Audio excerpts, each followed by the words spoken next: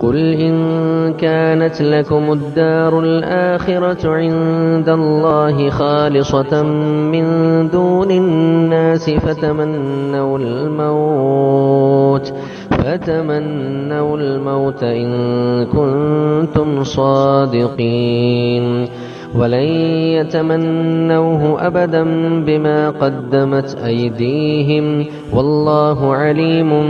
بالظالمين ولتجدنهم أحرص الناس على حياة ومن الذين أشركوا يود أحدهم لو يعمر 1000 سنة وما هو بمزحزحه من العذاب أن يعمر والله بصير بما يعملون قل من كان عدوا لجبريل فإنه نزله على قلبك بإذن الله مصدقا لما بين يديه وهدى وبشرى للمؤمنين من كان عدوا لله وملائكته ورسله وجبريل وميكال فإن الله عدو للكافرين ولقد أنزلنا إليك آيات بينات وما يكفر بها إلا الفاسقون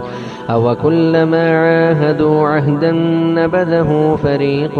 منهم بل أكثرهم لا يؤمنون ولما جاءهم رسول من عند الله مصدق لما معهم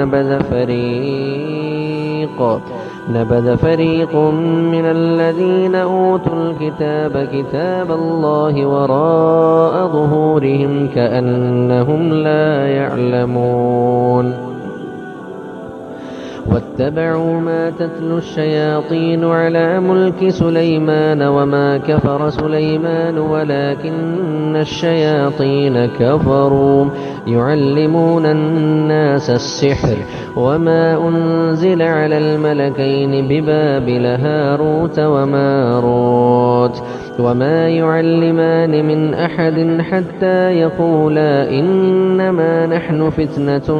فلا تكفر فيتعلمون منهما ما يفرقون به بين المرء وزوجه وما هم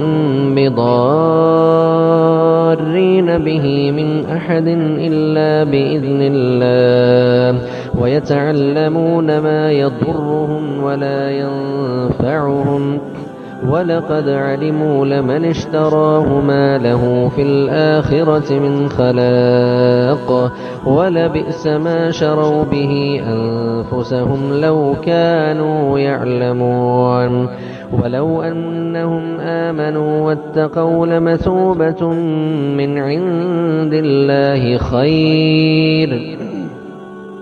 لو كانوا يعلمون يا أيها الذين آمنوا لا تقولوا راعنا وقولوا انظرنا واسمعوا وللكافرين عذاب أليم ما يود الذين كفروا من أهل الكتاب ولا المشركين أن ينزل عليكم من خير من ربكم والله يختص برحمته من يشاء والله ذو الفضل العظيم